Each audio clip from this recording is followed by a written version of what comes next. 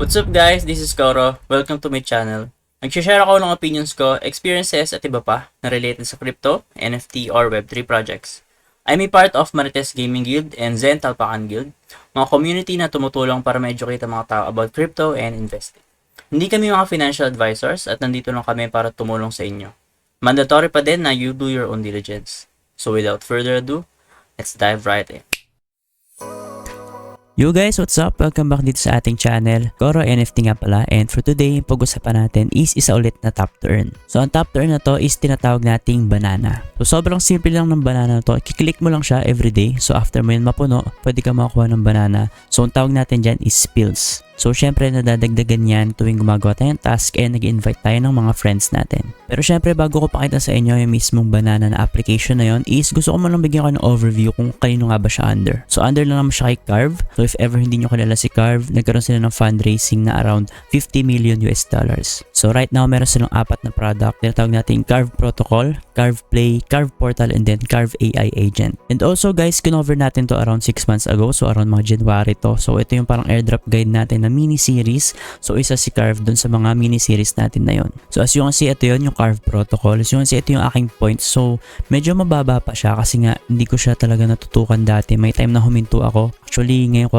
ulit siya nabalikan. So as you can see, marami ako hindi nakiklaim na souls dyan. So dapat i-claim yan. So if ever wala ka pa nito, I suggest i-check out mo lang din itong video natin na 6 months ago. So check nyo na lang or research nyo siya.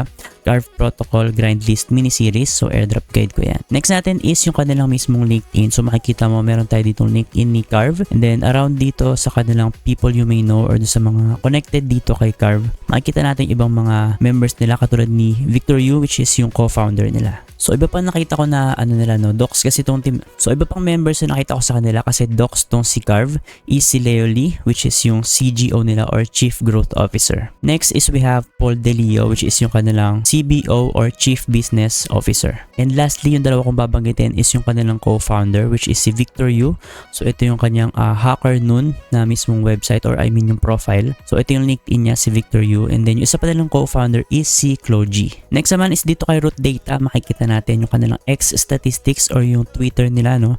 As you can see, naka-follow dito yung mga big people or big key players. So hindi natin makikita yung iba, pero yung 3 main nila dito na makikita natin is si Jihos, si Mario, tsaka si Matthew. So makikita nyo ng mga CEO tong mga to. And then syempre si Jihos, kilala naman natin to because of Sky Mavis and Axie Infinity. And lastly guys, bago ko pakita mismo yung banana na application nila, ito yung mismong Twitter ni Carve. So make sure naka-follow kayo dito for updates. So make sure lang guys na ito yung mismong username. So make sure nyo lang guys syempre na ito yung kanilang username, Carve_official, kasi baka makapunta kayo sa mga dummy account or scam accounts, no. So as you can see, ito yung kanilang funding round, which is in total is 50 million US dollars. Makikita nyo dito na malalaki yung mga investors nila kagaya ni Animoca Brands, OKX, and Alibaba, no. So mga malalaking mga key players yan when it comes to investing sa mga projects, pati si Consensus tsaka si Hashkey. Then under dito, meron pa tayong mga angel investors. Ayan, kasama nga si Jihos dito, no. Tapos meron pa dito si Gabriel Dizon, which is under kay YGG. So syempre ito guys, proceed na tayo sa kanilang application na Banana. So pinakita ko lang sa inyo yung overview kung ano nga ba yung mismong expect natin kay Banana, which is yun nga, docs yung team nila, tapos malaki yung funding round nila. So meaning possible, or I mean na possible lang talaga, ay hindi siya sigurado na magiging maganda yung mismong ating airdrop dito. So ito yan, sobrang dali lang, kiklik mo lang to. Yan, so after mo yan mapuno guys, ayan,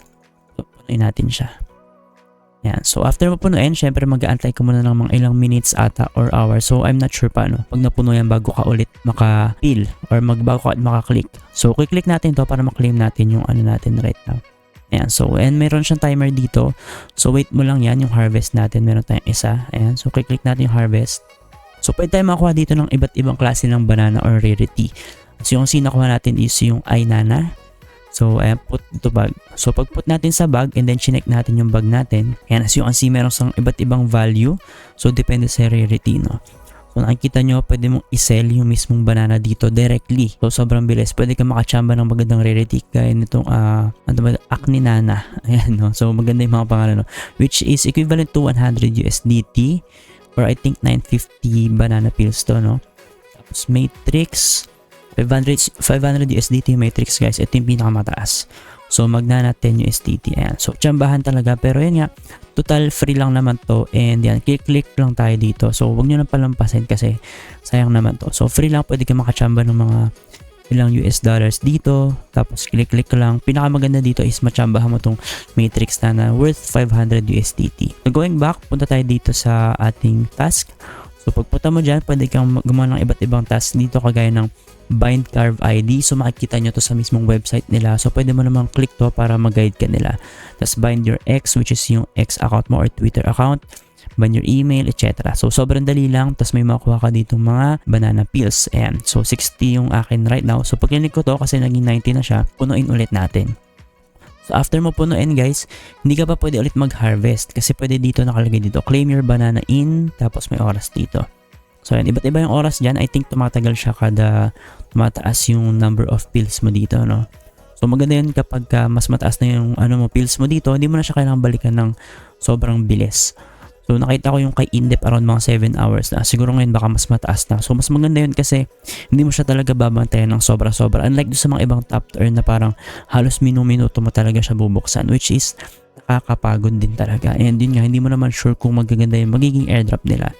So next naman natin, third tab natin, no, which is yung apes. Ayan, as yung makikita mo, pwede ka mag-invite ng troops to get banana. Meaning ng troops is yung friends lang. So pag click mo to, makakopy mo yung referral link mo, tapos pwede mo i-forward sa mga friends mo para ma-invite mo sila. And by the way guys, yung link natin ito is ilalagay ko lang sa ating description box, kaya i-check nyo na lang siya if ever, no. I-leave ko rin sa description yung kanilang Telegram announcement channel, so make sure na sumali kayo dyan for updates. So I think guys, yun lang muna tayo para dito kay Banana and Carve. So if ever may mga updates ako dito, I'll make sure to post it on my social media accounts, kagaya ng TikTok and Facebook, kaya make sure na follow din kayo sa ating mga social media platforms. So yun lang guys, and see you sa ating next video.